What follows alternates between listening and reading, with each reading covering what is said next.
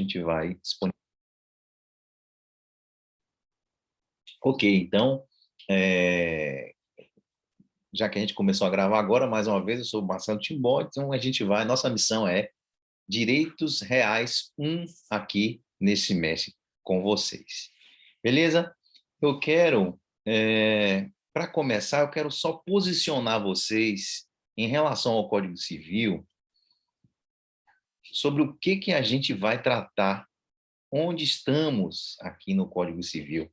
Eu gosto muito de compreender o Código Civil como uma linha do tempo, uma linha da vida, linha do tempo do Código Civil. Por quê? Porque se vocês prestarem atenção, ou se algum professor de vocês já chamou atenção para isso, o Código Civil ele representa exatamente a vida da pessoa humana, do início que ela nasce, né, no início da personalidade jurídica, lá no início, quando fala de capacidade e personalidade, e vai acompanhando passo a passo da pessoa até o seu falecimento, até o final da personalidade jurídica, que se dá lá no livro das sucessões, né? Na minha época chamava Civil 7, também deve ser o último curso de civil de vocês, mas o fato é que o Código Civil ele vai acompanhando o passo a passo da pessoa durante a vida, desde que ela nasce. E aí o código começa com a parte geral, que vocês já viram, a parte geral que traz os conceitos fundamentais, né, sobre as pessoas, jurídica e natural, os bens, o objeto da relação jurídica e os fatos jurídicos.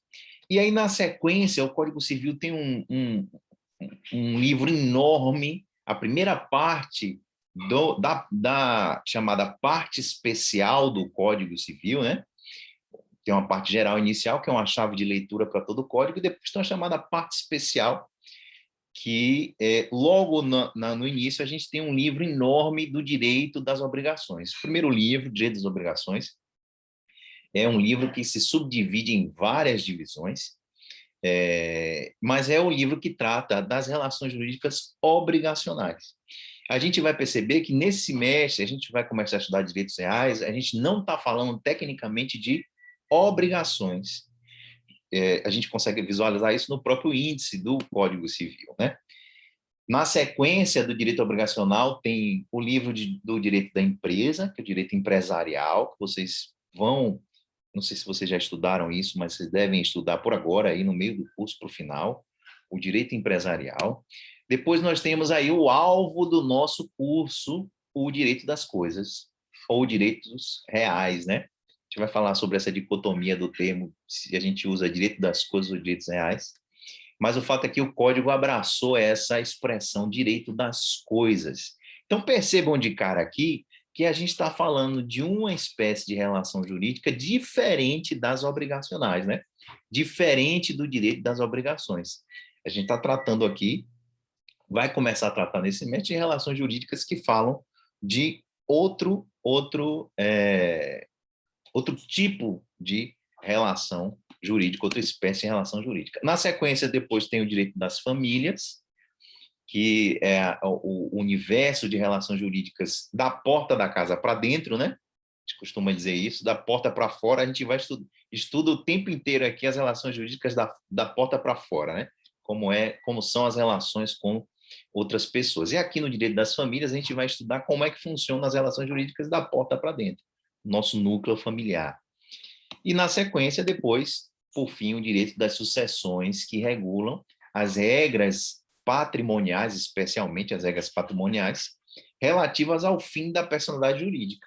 Quando as pessoas morrem, o que acontece? É esse livro aí do direito das sucessões que vai explicar para a gente quais são as regras vigentes no nosso ordenamento em relação ao término da personalidade jurídica. Então, percebam que a gente começa com o nascimento da pessoa e vai acompanhando até o falecimento dela. A gente está aqui no direito das coisas, a gente consegue perceber aí visualmente onde nós estamos. Só para completar essa linha do tempo, dentro do direito das obrigações, a gente tem a teoria geral das obrigações, os contratos. Então, percebam que contrato é uma espécie obrigacional.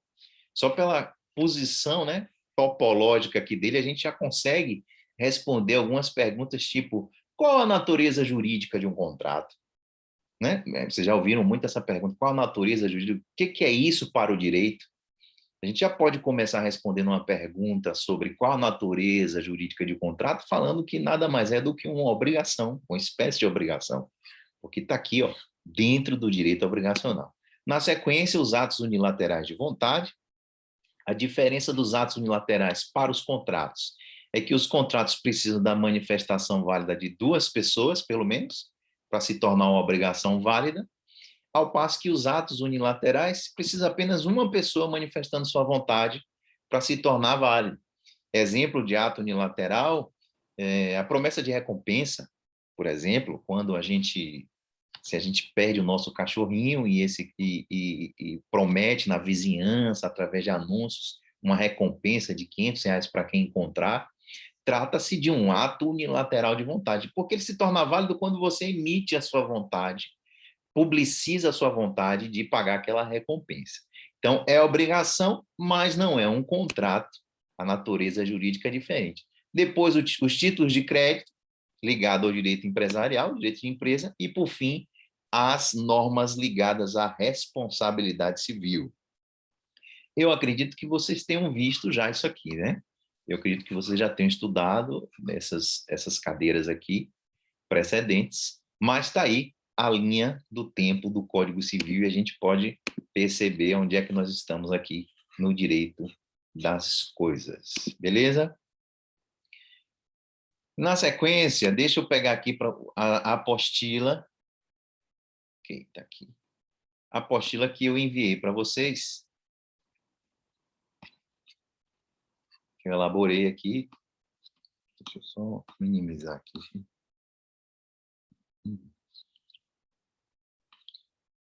Se tiver, por algum motivo, rápido, vocês avisam, viu? Vocês falam daí que a gente dá uma desacelerada aqui. Pois bem, meus amigos, está aí na tela de vocês, ó, a apostila que eu preparei para esse início do curso, Teoria Geral dos Direitos Reais. Rapidinho.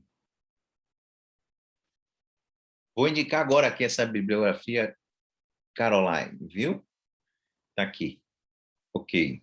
O grupo do WhatsApp, eu vou passar só esse convite, porque eu estou fazendo, na verdade, uma limpeza de grupo de Zap na minha vida. Estou falando o contrário, estou no caminho inverso. De 6 meses para cá, eu ganhei umas 2 ou 3 horas do dia, porque eu não estou mais participando de grupo de Zap. Mas a comunicação da gente vai ser eficiente, prometo a vocês. Não só por esses perfis do Instagram que eu deixei aí no bate-papo, bem como pelo e-mail. O material dessa aula que eu estou usando aqui, eu já disponibilizei no e-mail de vocês. Se vocês olharem o e-mail, ele já está disponível. Beleza? Ok. Vamos lá. Tá aqui, Teoria Geral dos Direitos Reais, a gente vai encarar isso aqui, vamos ver se dá tempo da gente ver isso tudo. Talvez não dê, mas referências bibliográficas, olha só. Eu gosto muito deste curso aqui, ó. Deste livro aqui, deixa eu deixar logo as minhas impressões dessa biografia. Eu gosto muito do curso de Cristiano Chaves e Nelson Rosenwald. Muito. Porque, na verdade, de um modo geral, o curso de Direito Civil, para mim, é o preferido, porque é um curso que os professores Cristiano Chaves e Nelson Rosenwald, eles misturam muito com aspectos processuais. Eu gosto muito da forma de escrever, né, de Cristiano Chaves e de Nelson Rosenwald.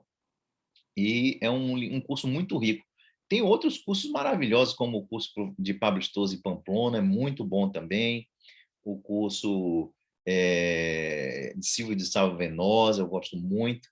Mas, assim, aliás, esses Cristiano Chaves, Pablo Stoso, eles lançaram o Direito Civil Volume Único, né? Que eu aconselho também, são bons livros, para graduação resolve, e aí você acaba comprando, adquirindo só um exemplar, é muito bom. Desses volumes únicos, eu destaco o volume do professor Flávio Tartucci. O volume único de Direito Civil do professor Flávio Tartucci, na minha opinião, é o mais completo. É o pioneiro, inclusive, ele foi quem primeiro saiu com essa coisa do volume único Direito Civil, e aí depois os demais autores foram seguindo essa tendência, e é muito bom também o de Cristiano Chaves, de Pablo Stouze, enfim, os que eu tenho visto aí são muito bons, mas às vezes os alunos vêm com esse questionamento, professor, diga um aí, pronto. Cristiano Chaves e Nelson Roosevelt, eu gosto muito desse livro, especificamente aí de direitos reais. Por exemplo, contratos, o livro do professor Silvio de Salvo Venosa, para mim, é melhor na coleção de civil. Teoria geral, eu gosto muito do professor Paulo Lobo. Então, a depender do semestre, eu tenho minhas preferências. Mas aqui, em Direitos Reais, esse livro dos professores Cristiano Chaves e Nelson Roosevelt, muito bom, excelente, um livro que ficaria. Inclusive, muita coisa da apostila vocês vão ver que tem base nesses autores. Aí tem uma bibliografia complementar, que eu deixei aqui para vocês também. E, além de tudo, ainda tem a bibliografia indicada no própria ementa do curso, né? Aquela que eu mostrei para vocês no início. Vocês têm ela, não, né? Não sei se vocês já têm. Vou fazer o seguinte, eu vou ver se eu coloco ela aqui no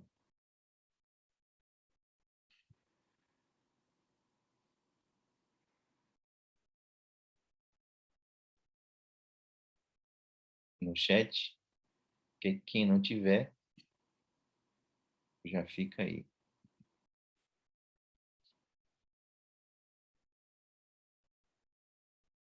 Chegou aí? Um PDF? Isso aí, no chat aqui. Está aqui no chat da aula. Isso é um PDF do nossa disciplina aqui de Direitos Reais, que também tem indicação bibliográfica aí à vontade para vocês, beleza? Agora tem um facilitador neste semestre aqui para a gente, que são essas apostilas para a gente. Tudo certo? Podemos iniciar? Vamos nessa então.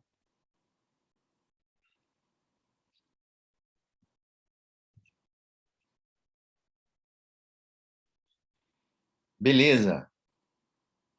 Primeira coisa para a gente perceber é que, não sei se vocês já notaram isso, por curiosidade, quem já começou a procurar bibliografia sobre o tema, vocês podem perceber que alguns professores, alguns doutrinadores chamam este ramo do direito das coisas, e outros chamam de direitos reais. Direitos reais, inclusive, é a expressão que eu vi na minha época da faculdade, mas atualmente a expressão direito das coisas eu acho que ela ganha assim uma força maior. Elas são aceitas como expressões sinônimas. Neste caso aqui, para efeito de utilizar a expressão se referindo à disciplina, não faz muita diferença, direitos reais mais direitos das coisas. Mas existe, sim, uma diferença entre essas duas expressões, né? Na verdade, direitos reais seria uma espécie de gênero inserido no direito das coisas. O direito das coisas seria um ramo maior, e os direitos reais seriam uma espécie seriam espécies de direito das coisas. Beleza? A gente, apesar dessa utilização como expressão sinônima,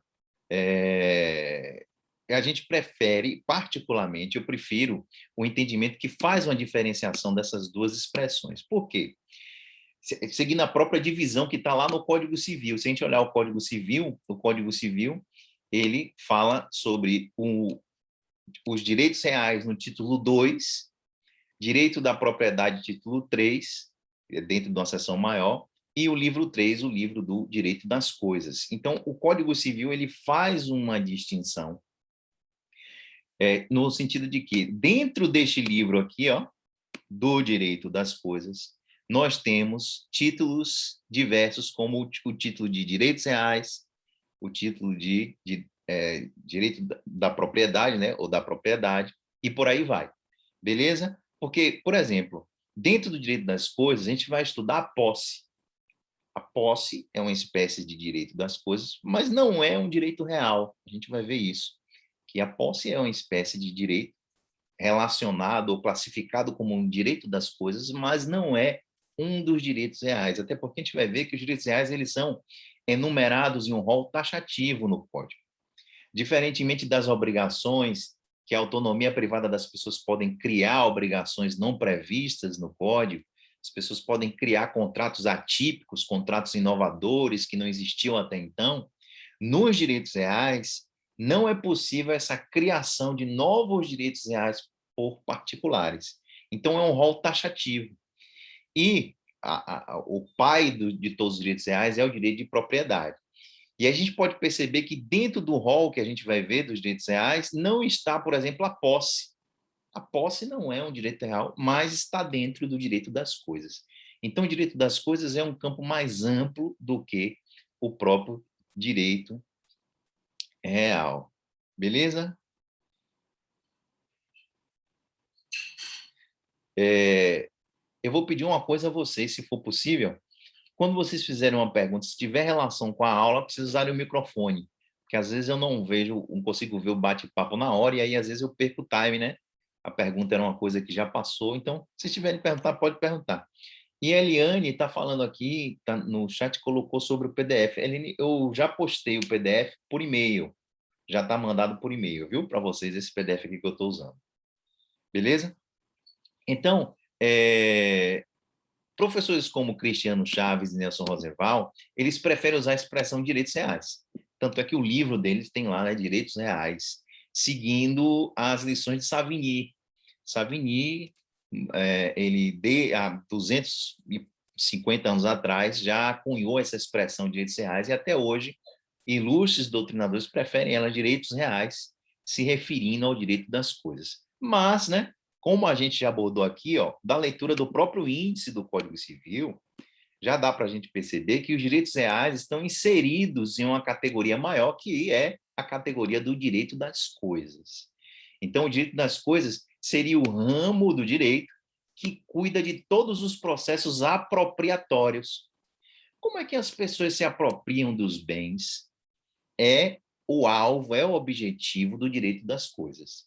E aí a gente vai ver que dentro do direito das coisas tem lá a forma clássica de aquisição de um bem, que é a propriedade, né? A forma de você se assenhorar de um bem é se tornando proprietário, a forma clássica. Então, o direito das coisas é o ramo do direito, a gente já fica aqui, inclusive, com uma definição, né? Que cuida dos processos apropriatórios, ou seja, a forma em que a pessoa, ou os seres humanos, se relacionam com as coisas, com os objetos do direito. Beleza?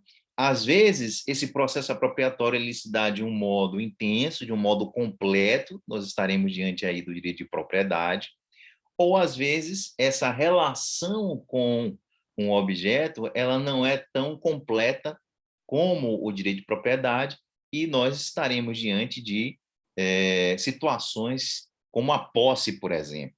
Então, só para exemplificar, quando a gente tem, por exemplo, um contrato de locação, com alguém aluga um imóvel a uma pessoa, o locador, aquele que aluga o imóvel, ele é o proprietário do bem, ele que detém a propriedade, ao passo que o locatário é o possuidor.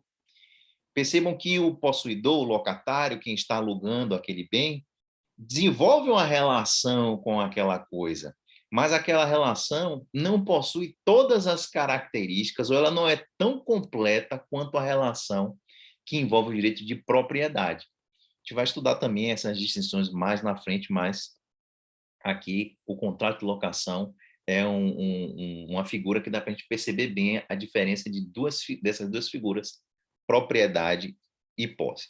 E aí Clovis Bevilacqua conceitua os direitos reais como o complexo das normas reguladoras das relações jurídicas referente às coisas suscetíveis de apropriação pelo homem.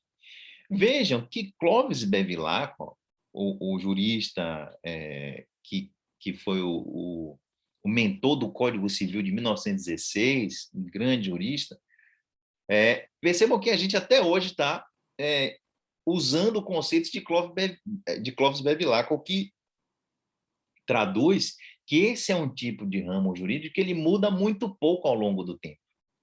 É um conceito de 100 anos atrás, funciona perfeitamente para a gente. Então, diferentemente, por exemplo, o direito das famílias, que é muito dinâmico, que muda muito a estrutura, o direito das coisas, ele tem uma evolução muito lenta. Então, a gente vai ver muita coisa que os romanos conceituaram, e a gente até hoje pode se valer desses conceitos. Há uma pergunta, há um questionamento que se faz muito, que é o seguinte: a diferença jurídica entre as expressões coisa e bem, há uma diferença entre a expressão coisa e bem, juridicamente falando, né? Não há um consenso, não há um consenso doutrinário sobre isso. Alguns doutrinadores entendem que são sinônimos, outros distinguem coisa e bem, uns dizendo que, enfim, o que um doutrinador diz o que é bem, o outro se refere como se fosse coisa. Então, tentando traduzir, tentando resumir o que acontece em relação a estes termos, coisa e bem, nós temos autores como Silvio Rodrigues, Maria Helena Diniz, Francisco Amaral, que entendem coisa como gênero, um gênero maior, do qual o bem seria uma espécie. Como é que esses doutrinadores entendem? Eles entendem o seguinte: quando a gente se refere a coisa, a gente está se referindo a tudo aquilo que existe no mundo subjetivamente, com a exclusão, obviamente, do ser humano, né, do homem.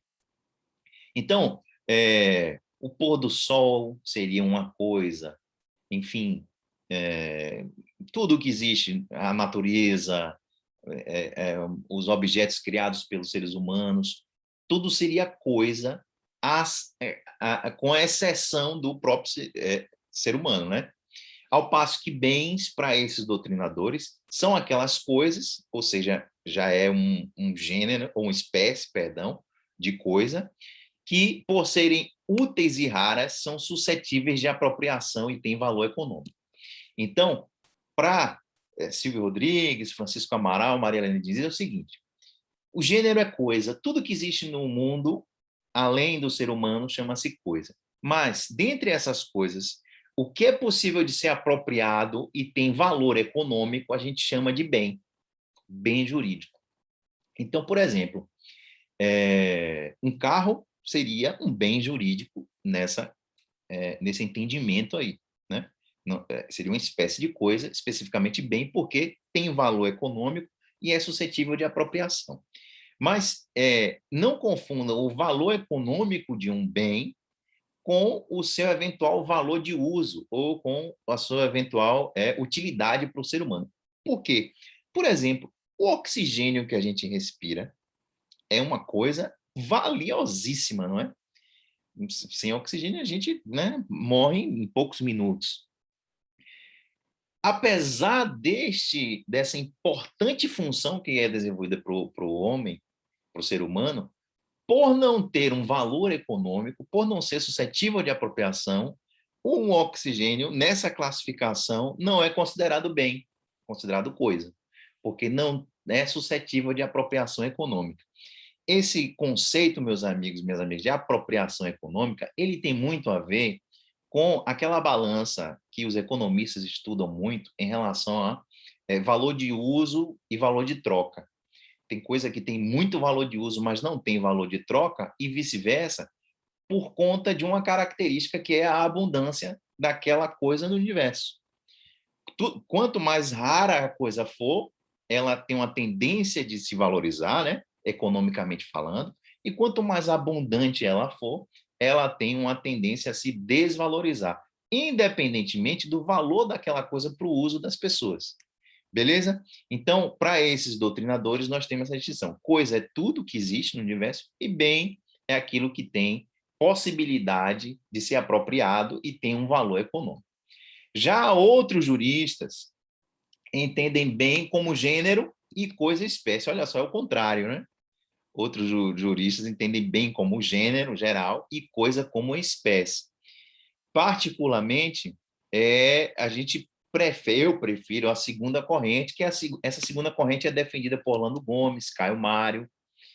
Aliás, meus amigos, não sei se vocês já perceberam isso, mas esse cidadão aqui, Orlando Gomes, que é um baiano incrível, em direito civil, qualquer coisa que a gente for estudar, vocês forem escrever, forem fazer uma pós-graduação, um mestrado, vejam o que Orlando Gomes disse sobre o tema, porque normalmente é assim o suprassumo, é o que há de mais genial em direito civil, é o que Orlando Gomes deixou aí para a gente. Incrível, um cara assim que a gente não tem ideia do valor que esse jurista, que foi professor da nossa querida UFBA, deixou. Então, Orlando Gomes, Caio Mário, eles, baseados no direito alemão, eles entendem que bem é tudo que satisfaz os desejos humanos, tudo que apetece os desejos humanos, como, por exemplo, um pôr do sol, uma herança, uma casa, passando por direitos da personalidade, como honra, integridade, moral. Então,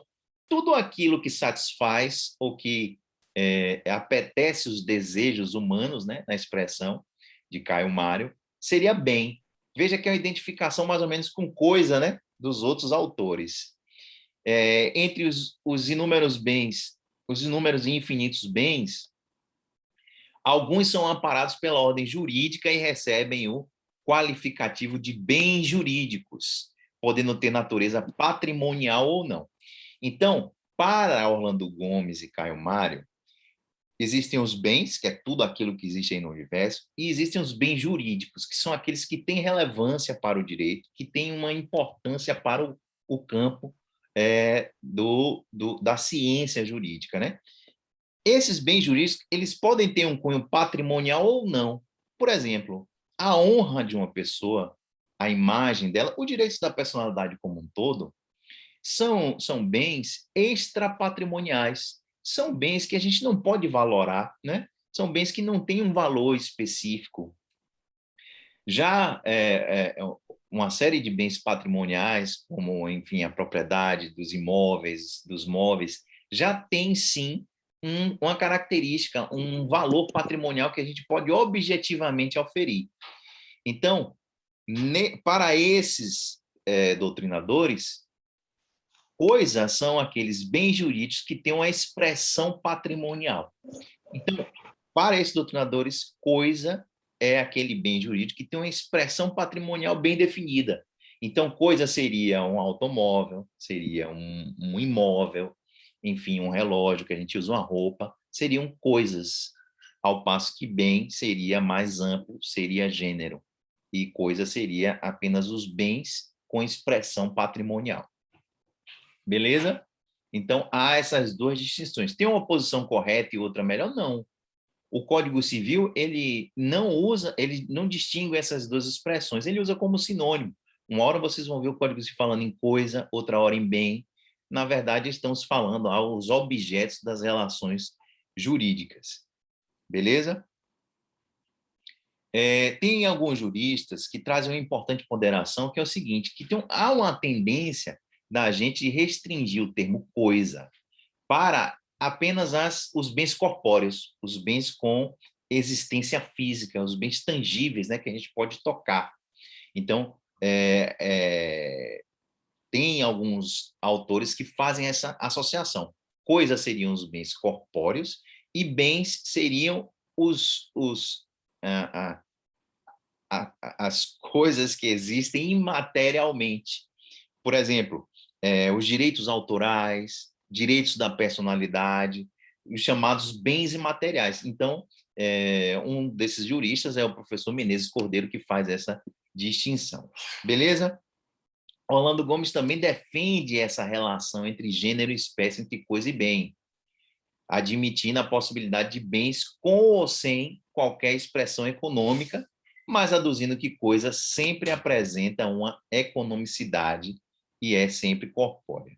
Beleza? Então, voltando à dicotomia entre direitos reais e direito das coisas, depois que a gente fez esse pequeno a par em relação às expressões bem e coisa, nós podemos fazer a seguinte distinção. Temos o seguinte quadro distintivo aqui. Direitos reais. O que seriam os direitos reais? Direitos reais são aqueles direitos encartados lá no título 2 do livro dos direitos das coisas. Então, veja que para o Código Civil há uma clara relação de gênero e espécie. sendo direitos reais uma espécie de direito das coisas. Quais são os direitos reais? Estão aqui na tela, está aí na tela de vocês. Ó.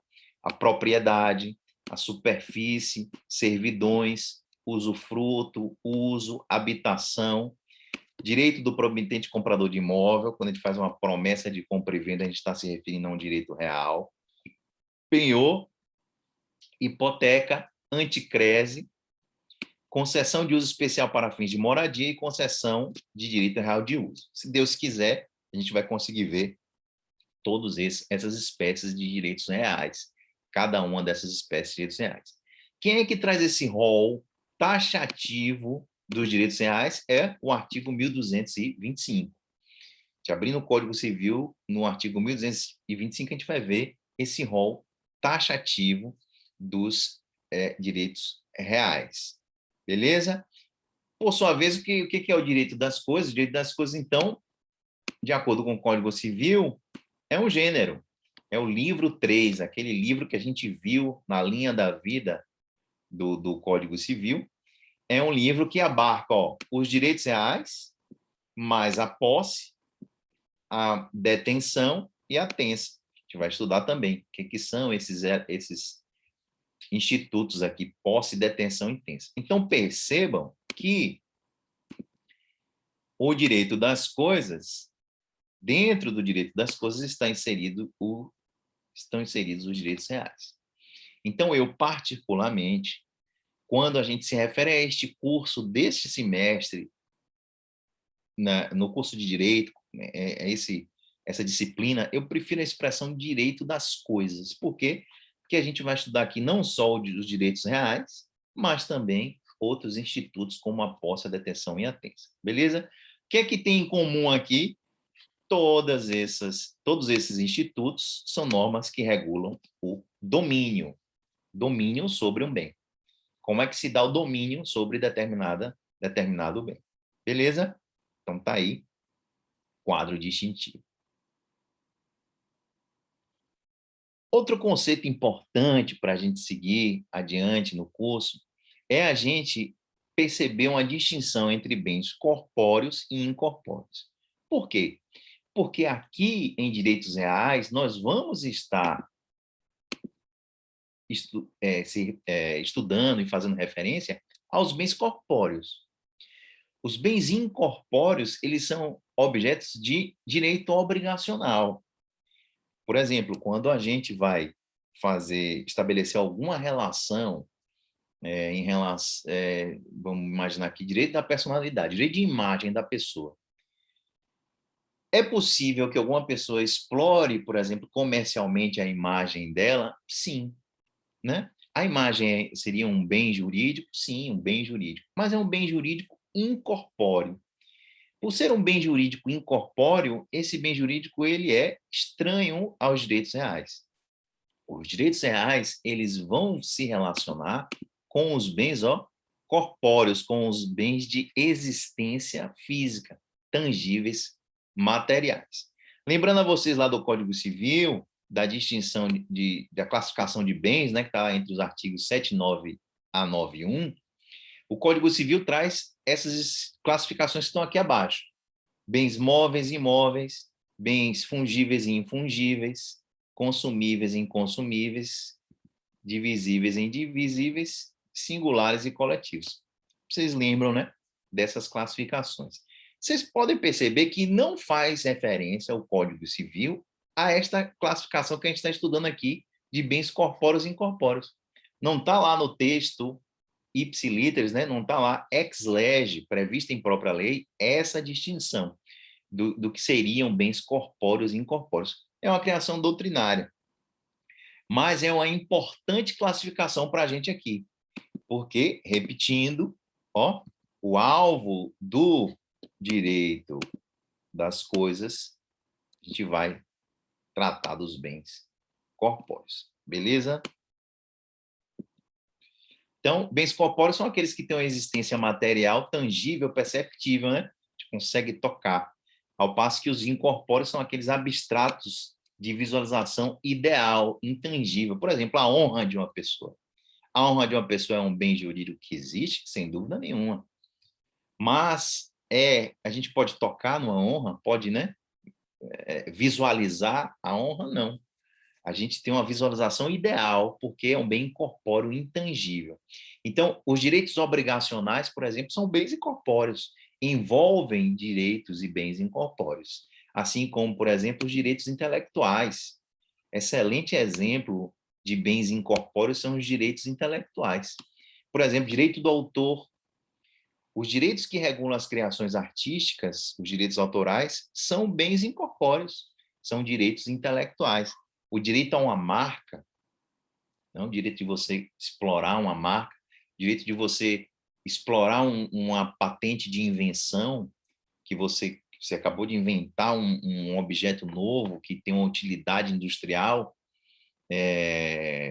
para você ser exclusivamente o explorador econômico daquela sua criação, o ordenamento vai lhe conferir um direito intelectual, um direito da propriedade, chamado direito de propriedade industrial.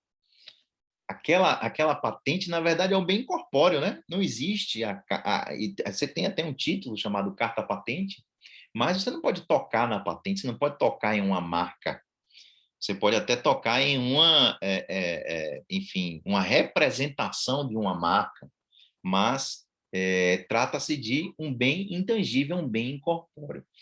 Inclusive, o Código Penal brasileiro ele traz tipos próprios para tutelar esse tipo de bem, os bens incorpóreos. Está lá no artigo 184 do Código Civil, que trata, ou perdão, do Código Penal, que trata dos tipos penais relacionados às infrações que atingem direitos intelectuais. Artigo 184, que trata das chamadas contrafação, né? Contrafação é a cópia não autorizada de uma obra protegida. Beleza? Então, atenção, meus amigos, a gente faz uma confusão normal, é normal a gente fazer essa confusão, mas a gente, a partir de agora, não vai mais fazer. Isso a gente vê bem no curso de propriedade industrial e autoral. Vocês têm eu acho que vocês têm um semestre aqui na Federal. Salvo engano, na minha época era uma disciplina optativa. Não sei como é que está hoje na grade de vocês, mas o curso de Direito Intelectual, que eu acho que é o professor Rodrigo Moraes que dá esse curso aí, é muito bom, se vale a pena, né? Ou na era da internet, a disposição dos bens imateriais vem ganhando contornos assim inimagináveis. Então, é um campo abertíssimo aí para o estudo, os direitos intelectuais, esses bens incorpóreos. Então, nesse curso, você aprende, por exemplo, a gente não fazer confusão em relação à criação artística contida no livro e aquele bem corpóreo que você segura para ler ele, né? As páginas. Porque ao adquirir um livro, por exemplo, você está adquirindo um bem corpóreo, né? O livro físico em si, as páginas impressas. Você pode fazer o que você quiser com aquele bem corpóreo que você adquiriu, queimar, né? Destruir, riscar, fazer o que quiser. Mas, ao mesmo tempo, você adquire um bem incorpóreo, que são as ideias contidas naquele livro.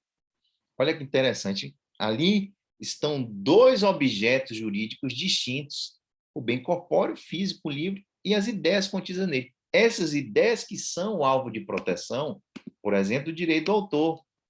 O direito autoral ele se preocupa com a proteção daquelas ideias. A cópia não autorizada, a modificação não autorizada daquelas ideias é que importa para o direito autoral. Beleza? Então, nós temos diferenças entre os bens corpóreos e incorpóreos em termos jurídicos. Na prática, o que acontece? Os bens corpóreos, eles podem ser objeto, por exemplo, de contrato de compra e venda. Só um bem corpóreo pode ser objeto de contrato de compra e venda. Ao passo que bens incorpóreos, eles são objeto de contrato de cessão. Muito importante isso. Quando a gente vai, por exemplo, ceder um direito autoral, você não cede direito autoral por um contrato de compra e venda. Você não compra e vende direito autoral. Se vocês virem alguém usar essa expressão, ela é equivocada. Por quê? Porque se trata de um bem incorpóreo. Toda vez que estivermos diante de bem incorpóreo, nós vamos alienar esse bem, transferir através de contrato de cessão.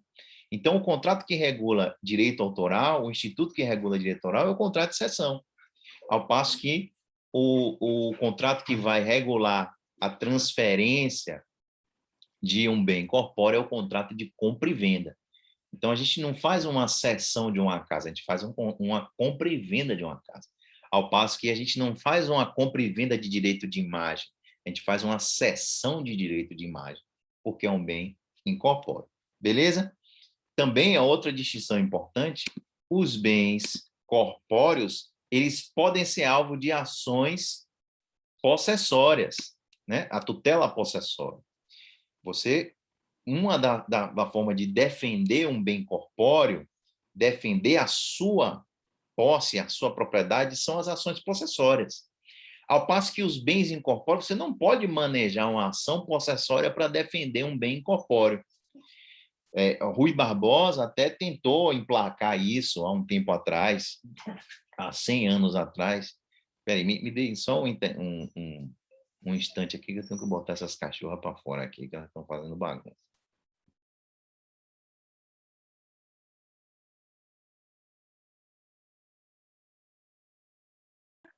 Ele fez alguma coisa que o som saiu. Olha lá. Olha lá. O que foi que houve? Tá vendo? Aconteceu alguma coisa.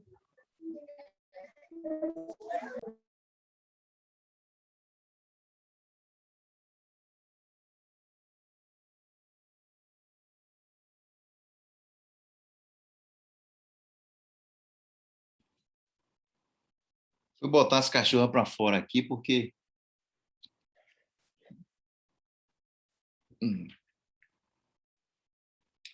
que elas estão fazendo uma bagunça danada. Pronto, vai ter mais paz de espírito. Estão me ouvindo aí? Beleza? Sim, professor. Pronto, ok. Valeu. Então, como eu estava falando, olha a importância dessa classificação de bens corpóreos e incorpóreos com repercussões práticas enormes. Os bens corpóreos são alvo de compra e venda, os bens incorpóreos de contrato de cessão. Os bens corpóreos podem ser alvo de ações possessórias.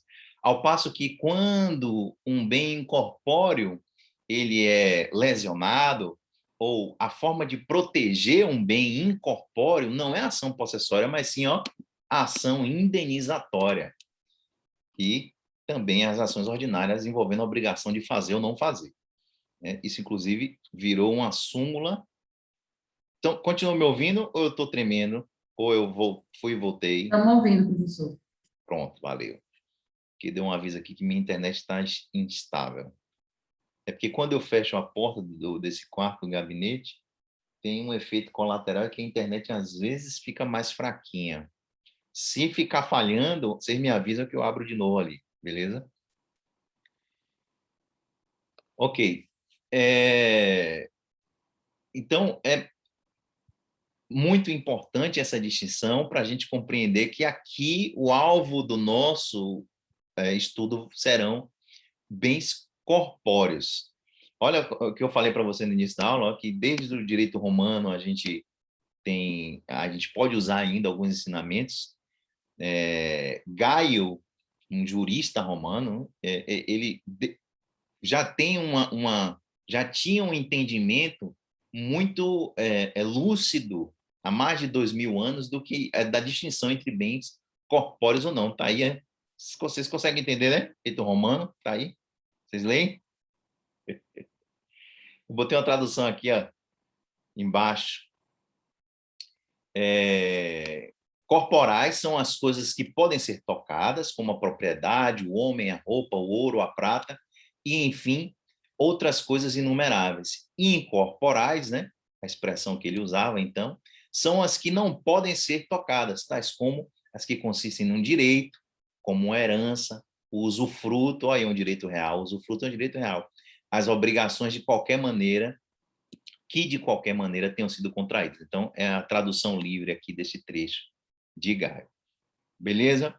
Tem aqui mais algumas informações sobre tangibilidade e intangibilidade. Eu não vou ler tudo, porque está aí o material, depois vocês podem dar uma lida. Mas o importante é que essa distinção entre bem corpóreo e incorpóreo tem uma importância para a gente aqui enorme no nosso semestre. Beleza? Orlando Gomes ensina aqui, são bens incorpóreos as coisas não perceptíveis, tal como os produtos da atividade intelectual e criativa do homem, titulados pelas regras sobre direitos autorais e direito de patente, como eles não se devem confundir, com eles não deve se confundir com as coisas materiais, né? Com os livros. Foi aquele exemplo que eu dei para vocês, né? A gente não pode confundir onde os direitos incorpóreos eventualmente se materializam. São coisas distintas.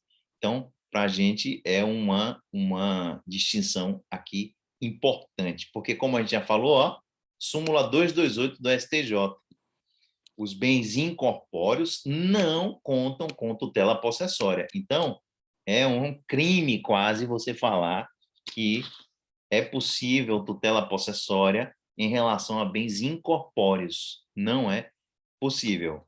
Beleza? Bens incorpóreos a gente resolve com perdas e danos e ações relacionadas à obrigação de fazer e não fazer. Tutela possessória, bens corpóreos. Então, é isso que está dito aqui. Caio Mário menciona, as coisas corpóreas se transferem pela compra e venda, como a gente já mencionou, pela doação, por aí vai. Enquanto que as incorpóreas pela cessão. Para certos direitos que se aproximam do direito de propriedade, mas que não se podem, com rigor, definir como direitos dominiais, a técnica moderna reserva a expressão propriedade. Aqui acrescenta o qualificativo incorpórea. Refere-se tanto em doutrina como em lei à propriedade incorpórea. Então, vocês vão perceber o que Caio Mário está querendo dizer, é o seguinte, que as coisas incorpóreas receberam o nome ao longo do tempo de propriedade incorpórea, propriedade intelectual. A gente usa essa expressão até hoje. Mas será que essa expressão propriedade ela é correta para se associar a um direito imaterial? Já avançando um pouco mais aqui sobre esse tema, tecnicamente não é mais adequado a gente falar em propriedade incorpórea ou propriedade intelectual. Por que não? Porque propriedade é um direito real que a gente vai estudar, que ele tem algumas características, né? A gente vai perceber isso ao longo do curso. Direito de propriedade, ele tem as características de poder usar da coisa, dispor da coisa, alienar a coisa. Então, a gente vai ver que quando uma relação jurídica enseja todas essas características que a gente vai analisar, estamos diante do direito de propriedade. Então, o direito de propriedade é uma espécie de direito, é a espécie de direito real mais completa que tem. Pois bem, uma das características do direito de propriedade, meus amigos, é o fato, é o uso exclusivo. A propriedade clássica, ela tem uma característica que é a exclusividade. O que isso quer dizer? Quer dizer que, na propriedade clássica, não é possível que duas pessoas simultaneamente usem o mesmo bem. Por exemplo, meu carro. É possível que eu esteja dirigindo o meu carro e outra pessoa, ao mesmo tempo, também esteja dirigindo ele? Não. É exclusivo. Uma casa, é possível que mais de uma pessoa seja proprietário de uma casa, além do instituto da copropriedade, que a gente vai ver o que é quando a gente, por exemplo, eu compro uma casa em sociedade com Camila, por exemplo. Fora dessa hipótese, não é possível que várias pessoas usem a mesma casa ao mesmo tempo.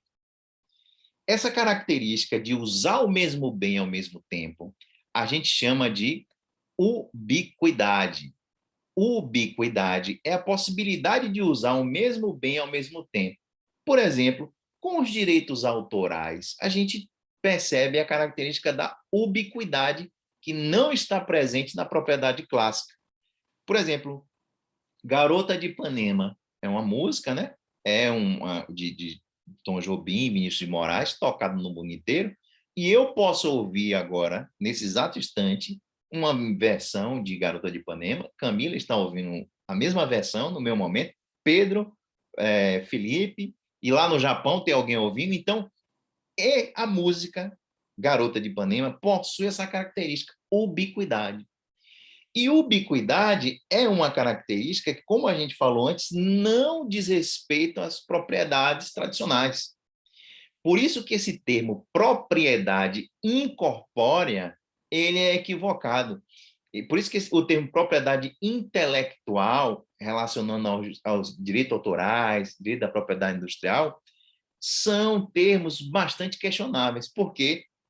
Porque só é propriedade, a gente vai ver, no sentido clássico, no sentido tradicional, no sentido correto, aquele tipo de bem que reúne todas as características inerentes a todas as propriedades, que é o de usar, gozar, dispor, fruir, com exclusividade.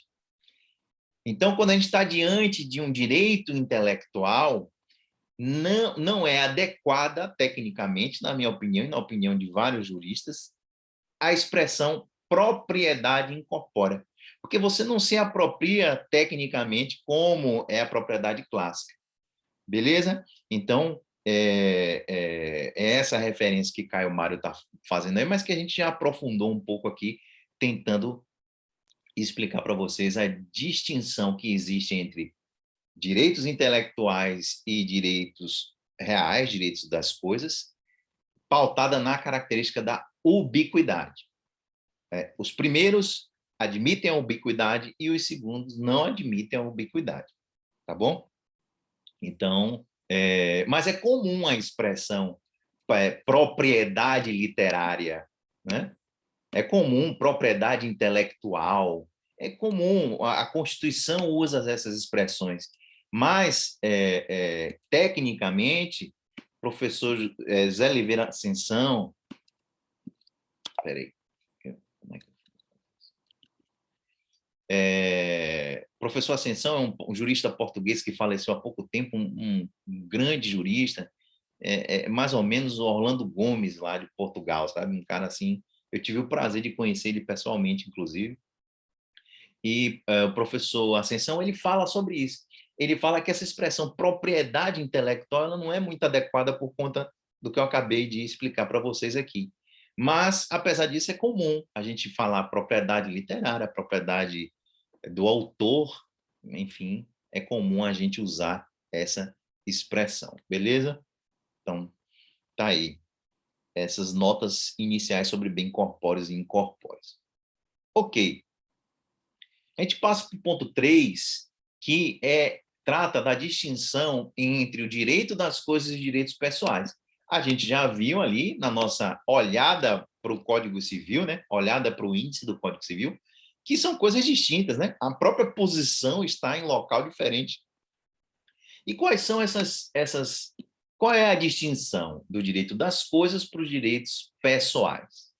Os direitos das coisas, meus amigos e minhas amigas, também chamado iura in re, né? Direito na coisa, iura in re, traduzem um domínio, uma dominação sobre a coisa atribuída ao sujeito e oponível erga omnes.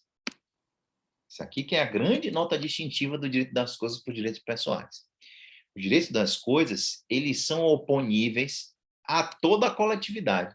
Todo mundo tem que respeitar a sua propriedade, por exemplo. A propriedade de sua casa, a propriedade do seu carro,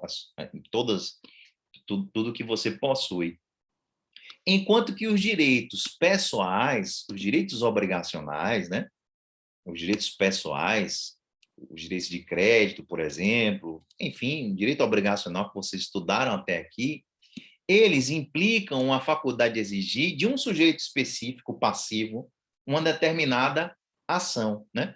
Uma abstenção ou uma ação, normalmente relacionada a um adimplemento dessa obrigação. Então, o direito das coisas, ele é uma relação entre uma pessoa que domina um bem, do qual deve respeito toda a coletividade. Já os direitos pessoais ou obrigacionais é uma relação normalmente entre duas pessoas. Por isso que a gente, quando estuda contrato, a gente fala no princípio da relatividade dos efeitos contratuais, né? que os contratos eles só dizem respeito, só produzem efeitos normalmente àqueles que manifestaram sua vontade de contratar. Eu firmo um contrato com Felipe, por exemplo, eu não posso exigir o cumprimento de Camila do contrato que eu firmei com Felipe, porque trata-se de direito pessoal. O próprio nome diz pessoal, né? Obrigacional, ele diz respeito a uma determinada pessoa. Agora, os direitos reais, eles dizem respeito a toda a coletividade que tem que, enfim, respeitar aquele domínio. Por isso que a gente diz que ele é oponível, os direitos reais são oponíveis erga omnes, né? Em relação a toda a coletividade. Para distinguir direitos das coisas... Professor, isso tem repercussões, né? Por exemplo, como ele é oponível a todos, você pode ter uma certidão, né? Que você pode mostrar para todo mundo de que aquele imóvel é seu. Com certeza. Aí você pode mostrar no Brasil todo, pelo menos. Que... Exato. A gente vai ver... Quem está falando? Eu, Gabriel. A gente vai ver, Gabriel, inclusive, que os direitos das coisas, né?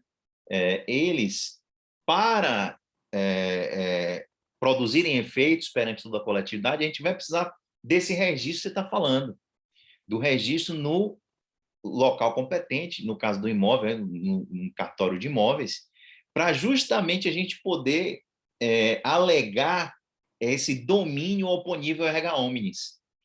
A gente só vai poder exigir o respeito à nossa propriedade, tecnicamente, depois que ela tiver um registro. Porque aquele registro cria uma ficção jurídica, no sentido de que toda a coletividade fica sabendo, após o registro, de que aquele bem é seu. Então, inclusive, o registro faz parte até a gente vai ver isso, do exercício dos direitos reais. É necessário esse registro para que a gente consiga exigir esse respeito de toda a coletividade. Essa distinção entre direito das coisas e direitos reais tem duas correntes clássicas, que são as correntes que são cobradas em concurso, enfim, e cobradas em exames, que são as correntes clássicas, né? E a corrente personalista. A corrente clássica, ela também é chamada de realista, tradicional ou monista, ou clássica. Realista, tradicional, clássica. É a primeira concepção que distinguia direitos reais dos direitos pessoais, que entendiam o seguinte, que o direito real significa o poder de uma pessoa, né, uma pessoa natural ou jurídica, sobre uma coisa, em uma relação que se estabelece, diretamente e sem intermediário. Então, a corrente realista, ou clássica, ou tradicional, ela entende que o direito real é aquela relação entre uma pessoa e uma coisa, diretamente, enquanto que os direitos obrigacionais, né, os direitos de crédito, eles sempre requerem um sujeito passivo, então, que é o devedor da prestação. Então, essa teoria clássica, ela diz o seguinte: nos direitos obrigacionais, nós temos a relação entre duas pessoas. O objeto da obrigação é um objeto indireto, né? O objeto direto seria a prestação, que é dar, fazer ou não fazer, e essa prestação de dar, fazer ou não fazer envolve indiretamente um objeto. Já o direito real, para a concepção clássica, significa, na verdade, que a pessoa se relaciona diretamente com o bem, sem terceiros. É um poder que ela tem em relação àquela coisa. O poder de propriedade que a gente tem em relação à nossa casa. A posse, por exemplo, que a gente pode ter de um bem, que é a situação jurídica do locatário, por exemplo. Então, por aí vai. Essa é a corrente clássica, né? Já a concepção monista, ou unitária, ou personalista, que é a que nós preferimos, né? E que é a concepção de Ferrara, Planiol, por aí vai, eles beberam na fonte de Kant. Kant, Emmanuel Kant, um dos maiores gênios aí que já passou na face da Terra, ele percebeu o seguinte: não existe esse negócio de relação entre uma pessoa e um objeto. As pessoas se relacionam com outras pessoas. O que pode haver é um dever geral de todas as outras pessoas de respeitar o seu direito real. E aí, a concepção monista, unitária ou personalista, ela vem dizer o seguinte: não, o direito obrigacional é um direito entre pessoas, entre homens, mas o direito real também é um direito entre homens, né? É uma relação entre pessoas. Então, só que a ideia a relação é de uma pessoa em relação, com um objeto, com a coisa, né, com o bem, envolvendo um dever de abstenção de todas as outras. Então, sempre há um dever correlato de abstenção de todas as outras pessoas, de respeitar, por exemplo, o direito da propriedade. Então, esses autores, os autores que abraçam a corrente personalista, eles passam a considerar o direito das coisas como uma obrigação passiva universal. É uma obrigação, mas é uma obrigação universal, passiva, de todas as outras pessoas, de respeitar o seu direito real. Então, envolve um dever geral de abstenção. Muito interessante essa expressão, dever geral de abstenção. Dever geral de respeito dos seus direitos reais. Mas quem é que vai se abster? Quem é que vai respeitar? São outras pessoas. Então, a corrente personalista, ela tem essa concepção que mesmo os direitos reais, direitos das coisas, a relação se dá entre homens, e não entre uma pessoa e uma coisa diretamente. Beleza? Então, para os personalistas, existe sujeito ativo, por exemplo, proprietário, sujeito passivo, que é toda a coletividade, né? E o objeto, que é a coisa, alvo do direito real. Diferentemente do obrigacional, né? Que o sujeito passivo é uma pessoa determinada. Direito real, existe um sujeito passivo, mas ele é toda a coletividade, toda a comunidade em que aquela pessoa vive. Então, o que a gente está diante para os personalistas é de uma obrigação de conteúdo negativo. É uma obrigação de respeito, todas as pessoas têm que respeitar. É daqui que surge aquela característica de oponibilidade erga omnes. Então, em termos científicos, nós entendemos que essa teoria ela é mais exata, né? Porque é exatamente a relação que se dá. Se você tem uma propriedade e alguém invade essa propriedade, você vai litigar contra aquela pessoa em juízo, né?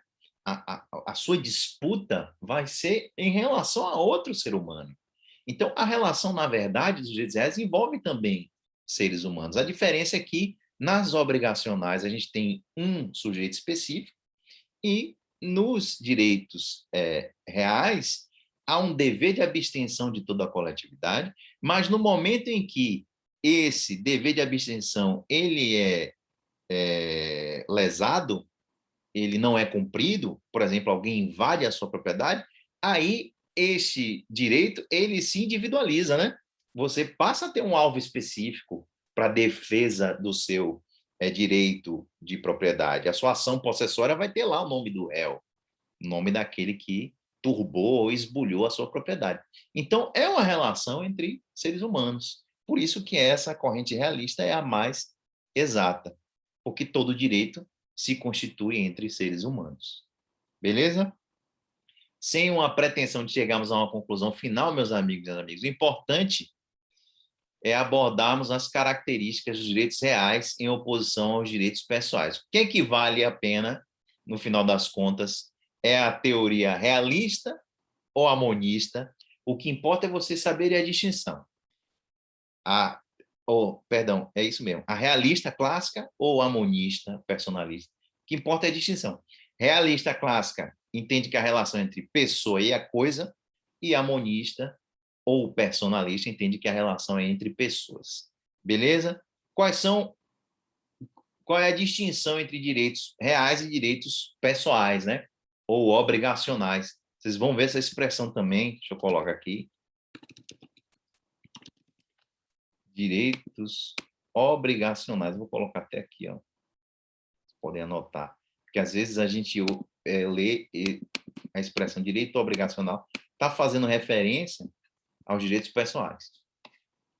Beleza, direitos reais. A gente já viu, ó, que eles são oponíveis erga omnes. O fato de ser oponível erga omnes, oponível a toda a coletividade, dá roupagem a uma característica que é o absolutismo, é dizer que são direitos absolutos. Quando a gente fala que um direito é absoluto, a gente quer dizer que ele é oponível erga omnes, oponível a toda a coletividade. Já os direitos pessoais, não, eles são relativos, porque só produz eficácia entre aquelas pessoas que manifestaram o consentimento de contratar, né? Manifestaram o consentimento de assumir a obrigação. Então, a gente tem aqui um sujeito passivo determinado no direito obrigacional, ao passo que, nos direitos reais, a gente, a princípio, não tem um sujeito passivo determinado, apenas havendo a lesão ao direito real, aí surge um sujeito determinado, que é aquela pessoa que infringiu o direito real. Os direitos reais, eles são sempre determinados, né? Sempre é uma coisa específica determinada. Você não vai possuir um direito real sobre algo indeterminável, indeterminado ou indeterminável. Já os direitos obrigacionais, é possível a gente fazer uma obrigação, a gente estabelecer uma obrigação sobre uma coisa determinada ou determinável, né? A gente estudou obrigações de fazer coisa certa e de fazer coisa incerta. As obrigações de coisa incerta envolvem um objeto determinável, que a gente não pode, de antemão, estabelecer o que é exatamente. É possível, é possível. É possível, por exemplo, de fazer um contrato de safra futura. Você pode contratar uma safra de um agricultor sem saber exatamente qual vai ser o tamanho da safra. Se ele vai conseguir colher 100 sacas de café ou 1.000 sacas de café. Você pode fazer um negócio contratando a safra futura? Pode. Percebam aí que o objeto aí é determinável, não é determinado. Já nos direitos reais, o objeto só pode ser determinado de antemão. Beleza? Os direitos reais também conservam-se até a coisa ser destruída, né? Ou quando o titular resolva vender ela, resolva doar, resolva vender, resolva se desfazer. Os direitos reais, eles são, essa característica traduz a perpetuidade, são perpétuos, porque eles vão durar até quando você quiser. A casa da gente, por exemplo, a gente pode morrer dono dela, vai passar para os nossos filhos, enfim. Se a gente quiser vender, tudo bem, mas, a princípio, eles tendem à perpetuidade. Ao passo que os direitos obrigacionais, eles são transitórios, é o contrário. A obrigação, ela nasce para ser cumprida e morrer, né? Para ser adimplida e acabou. A gente cumpriu o contrato, acabou. Eu tenho um contrato com a federal para dar aula esse semestre, acabou o semestre, acabou o objeto do contrato. Então, são transitórios. Os direitos obrigacionais são transitórios, ao passo que os reais, eles são perpétuos. Perpétuo não quer dizer que ele é para sempre, eterno. Quer dizer que ele tende à perpetuidade se o dono dele não quiser alienar o bem. Se ele quiser ficar com o bem, vai ficar. Beleza? Os direitos reais, eles envolvem poderes jurídicos lato sensu, poder de interferência, inclusive, né? No espaço alheio. Ao passo que os direitos obrigacionais envolvem faculdades jurídicas, possibilidades de ação. Isso são mais está mais ligado aos aspectos processuais, que mais na frente a gente vai compreender melhor. Os direitos reais são defendidos pelas chamadas ações reais e os direitos pessoais são defendidos pelas ações pessoais. Vocês estão estudando lá processo civil, vocês já viram, por exemplo, que tem distinção lá, né, em relação às ações reais e pessoais, aonde que a gente vai, por exemplo, ajuizar determinada ação. O fato do bem em litígio ser um direito real ou pessoal influencia no foro onde a gente vai demandar. Então, está aí uma repercussão importante também. Os direitos reais, ó, eles estão taxativamente previstos no Código. São números clausos, ó, números enclausurados, números clausos. Só existem aquelas espécies previstas em lei. Professor, são só aquelas espécies previstas no Código Civil? Não. A gente vai ver que nós temos direitos reais previstos em lei fora do Código Civil, mas tem que ter previsão em lei, tem que ter previsão normativa. Lei editada pelo Congresso Nacional, lei em sentido estrito. Não existe direito real que não seja aquele rol previsto expressamente pelo ordenamento, beleza? O direito obrigacional não, é o contrário. Direito obrigacional, ele é ilimitado, né? A gente pode criar aqui novas formas de contratar, por exemplo, de realizar contrato, né? A todo momento surgem aí novas modalidades. Olha aí o que está acontecendo com as músicas, no streaming, né? Streaming é algo que está mudando completamente a lógica das figuras contratuais relativas aos direitos intelectuais. Hoje a gente assiste série através de streaming, ouve música.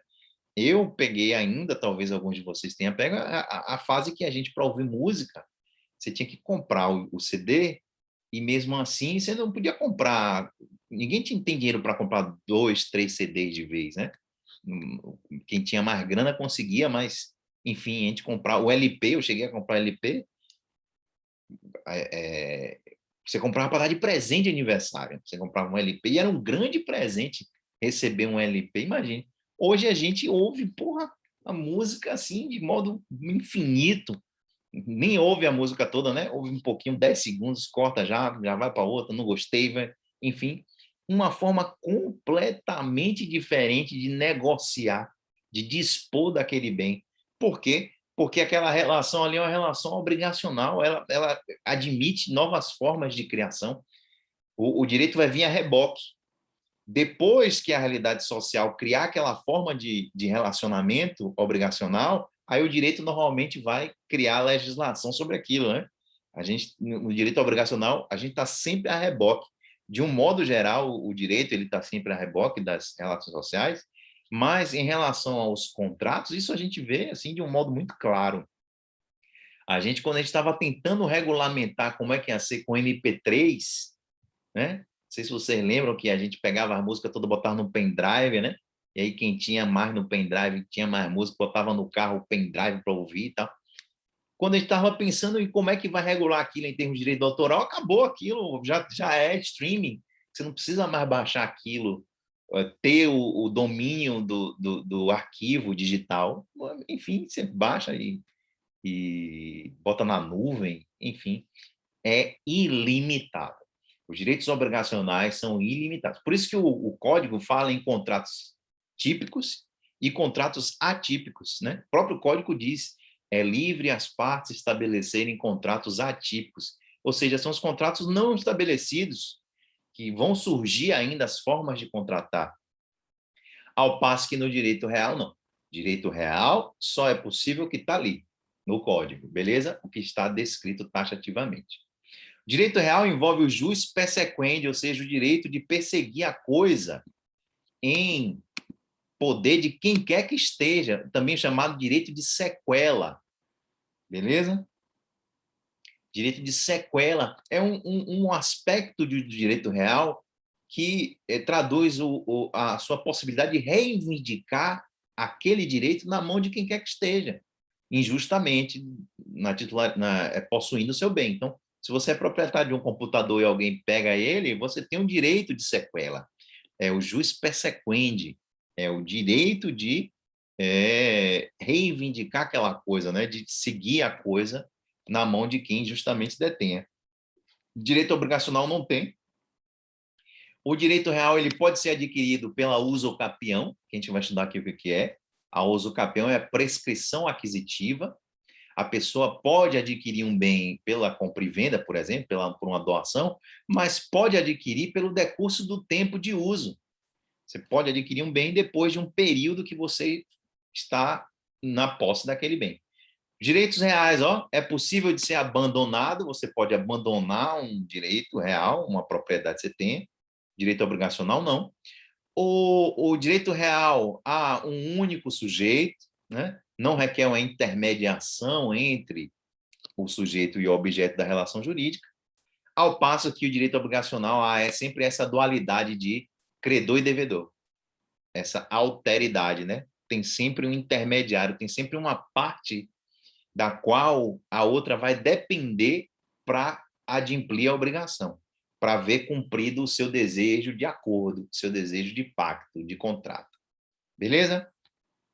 Na sequência, vamos ver aqui as características fundamentais dos direitos reais, meus amigos. A gente já compreendeu um pouco quando a gente viu a tabela que a gente acabou de ver, mas a gente vai dissecar essas características. Primeira característica é o absolutismo. O que quer dizer absolutismo? Quando a gente fala absolutismo aqui, a gente não deve confundir, né, com aquele período histórico do absolutismo, em que havia um poder ilimitado para o rei. Não, não é bem isso. Porque a gente vai ver que os direitos reais, eles não representam um poder ilimitado dos titulares. Já houve uma época, após a Revolução Francesa, em que a propriedade era encarada como um direito sacralizado, um direito praticamente absoluto. No Código Civil Napoleônico, lá de 1804, aí sim a propriedade, por exemplo, era vista como um direito absoluto, que a pessoa não podia perder a propriedade de jeito nenhum.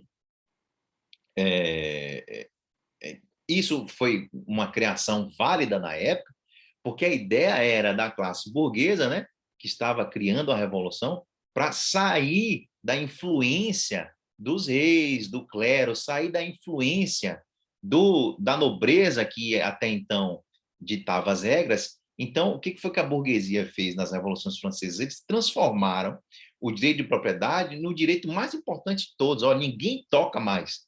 A propriedade é algo sacralizado, é algo ninguém se mete. Então, já houve um momento em que a propriedade foi assim, absolutista.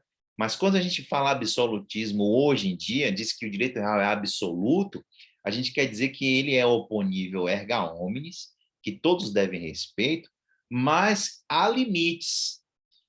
Não é um direito ilimitado. Sua propriedade, por exemplo, se não respeita a função social dela, ela pode ser desapropriada, né? A gente ouve aí toda hora, tá uma briga danada aí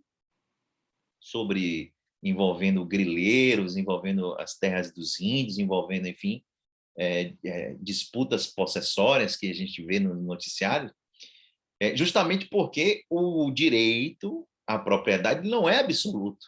Ele pode ser excepcionalmente conferido a outras pessoas, independente da vontade do seu proprietário original. Então, quando a gente fala em absoluto, quer dizer que esses direitos são erga omnes. Beleza? São erga omnes. Todos merecem, todos têm um dever de se sujeitar. Todos têm um dever de respeitar a propriedade alheia. Então, é a mesma coisa que acontece, por exemplo, com os direitos da personalidade. Os direitos da personalidade, que estão lá no Código Civil, a partir do artigo 11, né? Vai do 11 até o 21, 22.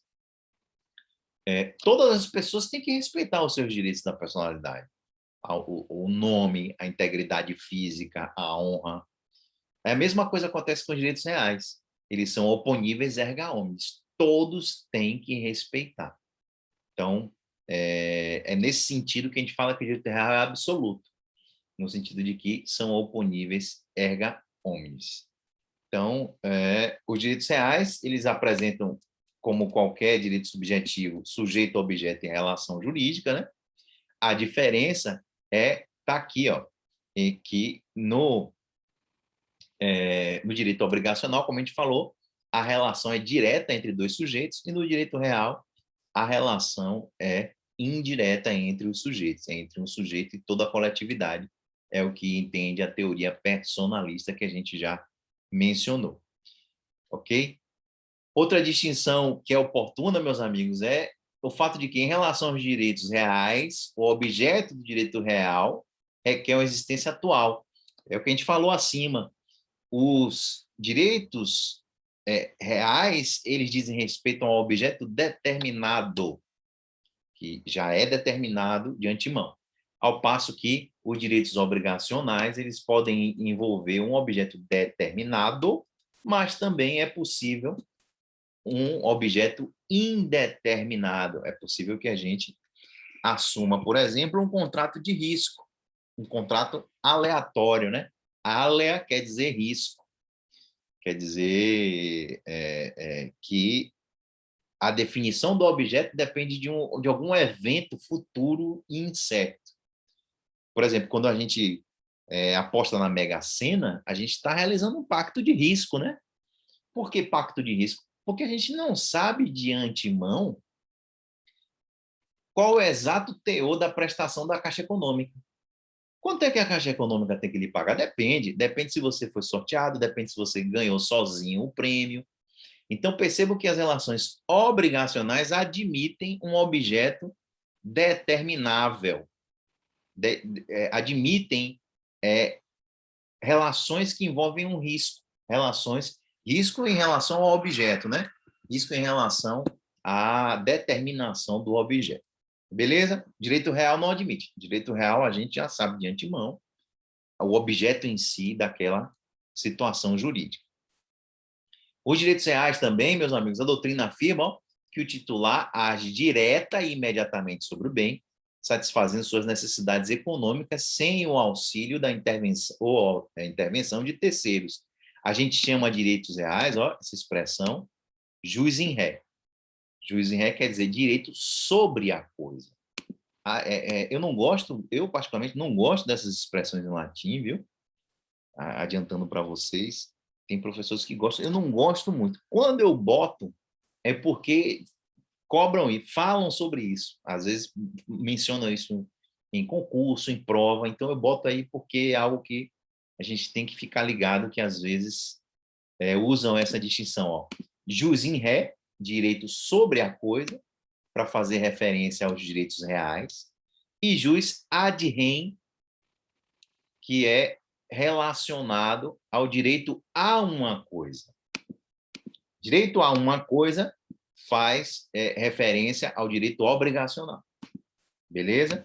E o direito sobre uma coisa diz respeito aos direitos reais. Beleza?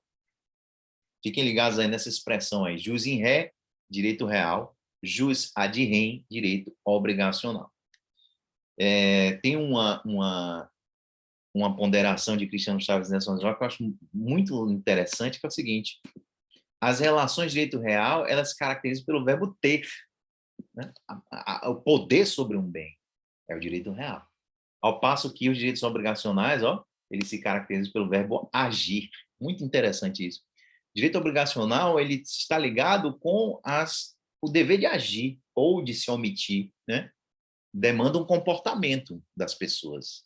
Já o direito, as relações ligadas ao direito real, elas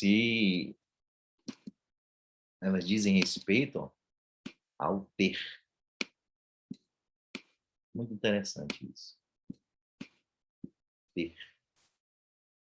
Ao passo que agir. Legal. Eu gosto de mexer aqui, de botar essas coisas assim, porque fica... Eu gosto desse negócio colorido aqui. Algumas pessoas falam: professor, depois você tem como passar a apostila que você riscou toda, eu passo. Hein? Se vocês quiserem, depois eu boto aí. Então, como consequência dessa característica do absolutismo de direitos reais, surge o que Gabriel falou no início da aula. Como é que a gente vai exercer essa característica de oponibilidade erga omnes? É daí que surge a necessidade de tornar públicos os direitos reais.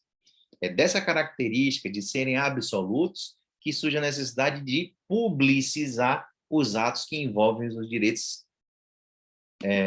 reais. E como é que a gente faz isso? A gente faz isso registrando em cartório. Então, os direitos reais, eles só podem ser exercidos em sua plenitude se forem ostentados publicamente, né? Como é que a gente faz isso? Registrando o direito real em cartório, através do chamado registro do título aquisitivo. O artigo 1227 do Código Civil diz isso. É no momento em que você registra um direito real em cartório que você confere a segurança às transações imobiliárias e a oponibilidade erga omnes. Que aí, depois que você registrou, há uma ficção jurídica que toda a sociedade tomou conhecimento de que aquele bem é seu, de que você exerce um direito real sobre aquele determinado bem. Beleza? Então, é dessa característica do fato de ser absoluto que há essa necessidade de fazer o registro dos direitos reais, o que não acontece com os direitos obrigacionais. Na sequência, outra característica importante, que a gente já comentou aqui, en passant, é o direito de sequela, é o poder de sequela. O que é isso? Ele decorre da característica anterior. Então, decorrente do absolutismo de direitos reais, que são direitos que aderem à coisa, o titular ele pode perseguir a coisa quando estiver injustamente em poder de terceiros, onde quer que ela se encontre. Então, o titular de um direito real, ele pode perseguir a coisa quando estiver em poder de terceiros a título precário, quando estiver terceiros derivados de um ato ilícito, né? É claro que o titular de direito real, ele vai respeitar quando um terceiro estiver utilizando o bem dele, se essa utilização foi autorizada previamente pelo próprio titular, né? Se o titular aluga, por exemplo, se eu alugo minha casa de praia para uma pessoa, eu não posso exercer o direito de sequela, o direito de perseguição da coisa, o direito de reivindicar ela. Por quê? Porque eu firmei um contrato, no caso aí um contrato de locação, que justamente o objeto do contrato de locação é transferir essa possibilidade de uso por um período determinado mediante um pagamento. Beleza? Mas, Só regra geral, diga. um exemplo disso seria um processo de reintegração de posse? Isso. A reintegração de posse é um ato final de um processo judicial no qual a parte requer justamente isso. O exercício do direito de sequela dela. Ela persegue a coisa que foi injustamente lhe retirada, né? Foi ocupada por outras pessoas ou o domínio passou a outras pessoas injustamente. Aí a reintegração de posse é justamente para fazer valer esse atributo aí, que é a sequela dos direitos reais. Então, tem um bom exemplo aqui que eu trouxe, ó. João concede seu imóvel em hipoteca em favor de Pedro, como garantia de um débito que tem com este. Então, João tem um débito com Pedro. Como é que ele pode garantir esse pagamento? Uma das formas é estabelecer um direito real sobre um imóvel, por exemplo, a hipoteca. Quando é realizada a hipoteca, o que acontece? Pedro, se a dívida não for paga por João espontaneamente, ele pode levar aquele bem à asta pública, à venda, para poder satisfazer a dívida. Por isso a hipoteca é um direito real de garantia. A hipoteca, para ela começar a valer, o que as partes devem fazer? Registrar em cartório. Veja que a gente começa a perceber todas as características de um direito real, né, da hipoteca. Então, João tem uma dívida com Pedro e, para garantir, Pedro exige uma garantia e aí João fala, beleza, Pedro, vamos hipotecar minha casa aqui como garantia. Aí, posteriormente, João vende o imóvel para Maria, uma terceira pessoa, sem antes pagar a dívida, sem antes cumprir com a obrigação de adimplir o débito hipotecário. O que Pedro pode fazer? Poderá Pedro, o credor, retirar o imóvel de Maria. Veja só, a dívida de João, originariamente, era com Pedro, só que ele deixou em garantia a casa. Ele firmou um direito real de garantia, no caso, a hipoteca. Então, Maria adquire aquele bem. No ato em que Maria adquire aquele bem, ela vai ler lá no registro de imóvel que tem essa hipoteca. Por isso que tem que ser gravado no registro de imóvel para ter validade a hipoteca e todos os direitos reais. Porque e outra coisa, quando a gente vai adquirir um imóvel, a gente tem que fazer uma leitura para saber se tem algum gravame desse tipo, justamente para saber se tem um direito real de hipoteca, por exemplo, sobre aquele imóvel. Porque se tiver o direito real de hipoteca, esse direito real vai passar para o eventual adquirente. Então, pode, no caso concreto, Pedro, se não tiver o cumprimento da obrigação, o pagamento por João, ó, ele pode retirar o imóvel de Maria. Beleza? Com a declaração, ó, fala, não, Maria, esse bem, infelizmente, não é seu, não. Esse bem vai ficar para mim para pagar a dívida que João assumiu comigo, Pedro. Beleza? Então, é isso aí que é a sequela. A sequela, ela diz respeito à possibilidade de perseguir aquela coisa em poder de quem quer que esteja. Isso é uma característica dos direitos reais, como é o caso da hipoteca. Beleza? Então, já que a coisa estava afetada a sua atuação como titular de direito real, né? Como a gente está falando aqui, ó, a hipoteca. Então, se houve o registro prévio, está valendo. A hipoteca está valendo. Todos, em tese, têm conhecimento da hipoteca. Então, se Maria comprou o bem, ela assume o risco ela assume aí as consequências da hipoteca. Beleza? Os credores chamados quirografários, meus amigos, ou obrigacionais, né? Quando vocês verem essa expressão, credores quirografários. O que são credores quirografários? São os credores obrigacionais. Eles, uma vez sendo privados do adimplemento das suas obrigações, o que é que eles têm que fazer? Numa relação obrigacional, você não pode reivindicar direto o exercício da hipoteca, por exemplo. O que numa relação obrigacional deve ser feito? Deve-se manejar as ações judiciais relativas aos direitos obrigacionais, né? Especialmente a ação pauliana, ou também chamada de ação revocatória para recuperar a coisa que esteja injustamente em poder de terceiros. Beleza? Tá aí uma diferença. Por quê? Porque não há o direito de sequela em relação aos direitos obrigacionais.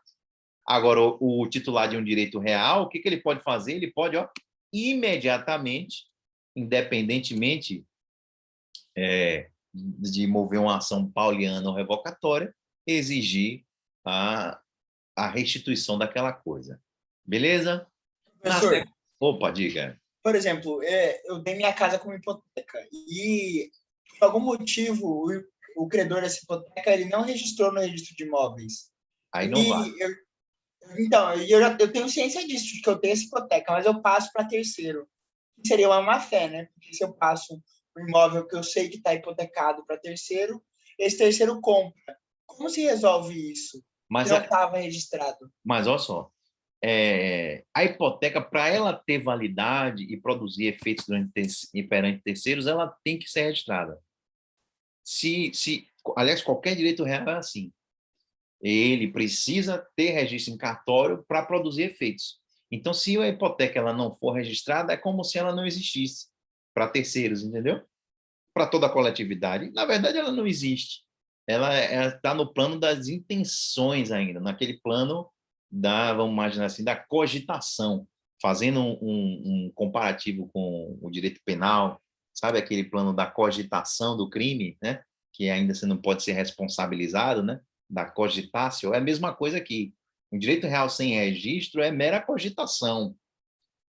Ele só passa a ter relevância jurídica, só passa a produzir efeitos jurídicos depois do registro. Então, se há uma hipoteca assim, sem registro, ela para o mundo jurídico é um nada jurídico, entendeu? Então, ela não existe. Só a partir do momento em que ela for registrada em cartório é que ela vai produzir os efeitos desejados. Beleza? Certo, obrigado. Outra característica, meus amigos, é a preferência. Essa característica é muito importante e se relaciona especialmente com os chamados direitos reais de garantia. O que é o direito real de garantia? Ele normalmente vai constituir um privilégio do seu titular, né, do direito real, em obter um pagamento de um débito com o valor do bem. Então, se houver vários credores, aquela pessoa que tem o direito real de garantia, ela tem uma preferência, ela vai receber primeiro. E isso é muito comum de acontecer, né? Quando uma empresa, por exemplo, tem dívidas, aquela pessoa que tem um direito real de garantia vai receber primeiramente o valor em relação aos credores quirografários, que são os credores obrigacionais. Então, há uma preferência, há uma proteção do direito real.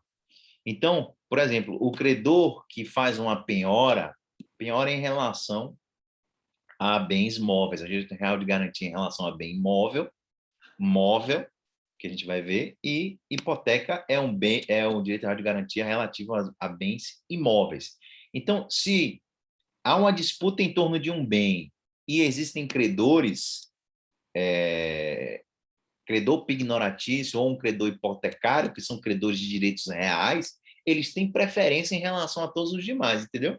Então, todas as demais obrigações, todos os demais credores de relações obrigacionais. Então, a preferência é uma consequência da sequela. A gente, na verdade, está analisando as características em sequência. Uma depende da anterior, uma é consequência da anterior. A sequela é consequência do absolutismo, ou do direito absoluto. A preferência, por sua vez, é consequência da sequela. Então, exemplo aqui, ó. Pedro concede seu imóvel em hipoteca em prol de Maria, como garantia de um contrato de empréstimo, né? Um mútuo. Mútuo é um contrato de empréstimo, mútuo é empréstimo de bem fungível. A gente chama de mútuo. Empréstimo de dinheiro, por exemplo, você pede uma grana, você está realizando um mútuo. Você quer uma grana para construir a casa própria, chama de mútuo feneratício. Mútuo é empréstimo. Então, Pedro concede um imóvel em hipoteca em prol de Maria como garantia de um contrato de mútuo, de empréstimo. E, posteriormente, Pedro se torna inadimplente.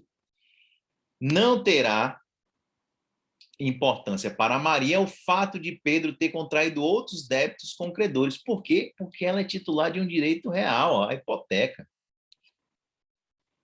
O direito real de garantia, ele vai se sobrepor, vai dar uma preferência a Maria na hora do pagamento. Então, Maria tem preferência de exigir seu pagamento após a expropriação do bem e a venda em asta pública. Então, Maria vai ter uma preferência. É o que diz o artigo 1419 do Código Civil. O juiz, depois de levar o bem à venda, né, para saldar a dívida com os credores, ele vai analisar. Vamos ver aqui, quem é que tem direito real sobre esse imóvel? A gente paga primeiro. Depois, por fim, que vão ficar os credores quirografários ou credores obrigacionais, né? Só vão saldar suas dívidas depois. Então, se sobrar algum valor, e normalmente nunca sobra, né? Normalmente ficam na mão. Não dá para, não vai pagar todos os credores, porque alguém, quando se vê nessa situação, normalmente é porque já entrou em estado de insolvência, né? Já entrou em um estado em que as dívidas são maiores do que os créditos que essa pessoa possui. Agora, atenção. Professor, então o direito real é aquele direito que se sobrepõe, ele tem uma preferência em relação a todos os demais? Não. O direito real se sobrepõe em relação aos direitos obrigacionais, mas, atualmente, meus amigos, cada vez mais, existem alguns direitos chamados de privilégios legais que se sobrepõem, inclusive, aos direitos reais. Por exemplo, os créditos trabalhistas e créditos acidentários. Muito importante isso aqui, viu? Muito importante isso aqui. Vão lhe perguntar isso na sua vida prática e você já está ligado agora. Ó. Se for crédito trabalhista, e se for um crédito acidentário, esses créditos eles têm preferência, inclusive em relação aos direitos reais, aos direitos e garantias reais. Beleza? Tá aqui um exemplo de um julgado que eu deixo aqui na apostila para vocês, do STJ, mas isso, além de ser consenso entre a jurisprudência, a própria lei, né? Nós temos leis determinando privilégios legais. A legislação trabalhista diz que os créditos trabalhistas têm preferência. Então, não é só a jurisprudência. Então, esses chamados privilégios legais são créditos que são originariamente obrigacionais, né? As verbas trabalhistas, elas são originariamente derivadas de um contrato. Contrato é direito obrigacional. Não teria, em tese, privilégio, não é? A gente acabou de ver que as obrigações não têm privilégio em relação aos direitos reais. Mas, apesar de ser originariamente obrigacional, a lei determina que, por interesse público, né, normalmente são direitos ligados a repercussões sociais, normalmente direitos ligados a alimentos, à subsistência da própria pessoa. Aí, esses créditos que são originariamente obrigacionais, são originariamente quirografários, eles entendem que devem ter, o ordenamento entende que deve ter uma execução prioritária, ultrapassando, inclusive, os direitos reais no concurso de credores. Beleza? Fiquem atentos. Direitos reais têm preferência aos obrigacionais? Tem. Mas, excepcionalmente, tem alguns créditos obrigacionais que têm preferência aos reais, como os créditos trabalhistas e acidentários. Ok? Fiquem atentos aí. Outra coisa que é importante para a gente finalizar esse tópico da preferência é que os privilégios legais eles recaem sobre todo o patrimônio do devedor. Então, por exemplo, uma dívida trabalhista. Uma dívida trabalhista, a pessoa vai pagar aquela dívida com todo o patrimônio dela, salvo os bens impenhoráveis. Porque a gente vai ver que tem uns bens que são o suprassumo do suprassumo da ninguém me toca, ninguém pode pegar, que são os bens impenhoráveis. São poucos bens, mas são bens que não estão sujeitos à penhora, como, por exemplo, os bens de uso pessoal de uma pessoa, os bens que a pessoa usa para o trabalho dela, esse computador que eu estou falando aqui com vocês, que é o meu computador de trabalho, ele é um bem impenhorável. Ele não pode servir para pagar dívida trabalhista, ainda que eu tenha uma dívida trabalhista com alguém, o juiz não pode determinar a penhora deste computador meu, porque ele é um bem impenhorável. Isso quem vai dizer é a legislação, né? O CPC tem lá dizendo quais são os bens impenhoráveis. Beleza? Então, os privilégios legais recaem sobre todo o patrimônio do devedor, salvo esses bens impenhoráveis, ao passo que os direitos reais, eles só atingirão os bens que foram especificamente afetados para a liquidação da dívida. O que quer dizer isso? Vamos imaginar que eu faço uma hipoteca para garantir uma dívida minha. Eu faço uma hipoteca de um imóvel. Esse imóvel vale 100 mil reais. E eu dou esse imóvel em hipoteca como garantia. Mas eu tenho outros patrimônios. Enfim, tenho um carro, tenho outra casa, enfim. A garantia real, ela só vai servir para saldar a dívida até o valor do bem que foi dado em garantia. Então, mesmo que eu tenha uma dívida que supere os 100 mil com alguém, eu tenho uma dívida obrigacional que eu demorei para pagar, correu juros, enfim, o montante da dívida chegou a 200 mil. O privilégio conferido por conta do direito real só vai poder ir até o valor do bem, que foi dado em garantia. No meu exemplo, uma casa de 100 mil. Beleza? O direito real ele só vai dizer respeito àquele bem que foi objeto de inscrição no cartório de imóveis e até aquele valor daquele bem. Não vai além do objeto do bem que foi alvo do direito real. Já o privilégio legal, não. Os créditos acidentários e trabalhistas, eles atingem todo o patrimônio da pessoa. Beleza? Na sequência, vai até que horas? Acabou, né? 8h20? Acabou nossa aula. Amigos e amigas, estamos aqui, ó. Baixa atividade, guardem aí. Pegamos daqui da aula seguinte. Boa noite a todos. Professor, Diga. então, conforme na semana passada, na aula de uma outra disciplina, eu gostaria de lembrar a todos para poder se inscrever no seu canal. Aproveite, deixa o like, se inscreve se não for inscrito, ative as notificações sobre todas as novidades e compartilhe com a rapaziada. Pronto. Beleza, é isso mesmo aí. Valeu. Valeu, Então, Jade. professor, bons colegas. Valeu, um Até abraço. semana que vem. Eu vou salvar depois essa Professor, aula aqui e aí eu boto lá no canal. Diga. Professor, sobre a avaliação, como é que... Rapaz, eu não você vai sei, fazer? Pedro, já me perguntaram, eu estou chegando agora, né? Eu estou sem saber direito como é. Você já tem data? Não está com o cronograma definido, como geralmente é no presencial, não. Então, o senhor pode, né, definir isso, a gente pode sugerir também, está em aberto, até onde eu sei. Mas não tem uma data específica, então. A gente pode... O Não. pessoal estava me falando que Professor, o Sim, senhor vai usar o AVA? o AVA, quando você diz, é o quê? O Moodle? A plataforma online da UFBA. Me falaram o seguinte, me falaram que quando eu fiz a seleção, tinha lá dizendo que eu tinha que fazer um curso de Moodle antes, né? Tal, para começar o curso. Mas essas coisas da UFBA, eu não fiz esse... Deixa eu até parar a gravação aqui, que isso já não é mais... Como é que eu faço aqui?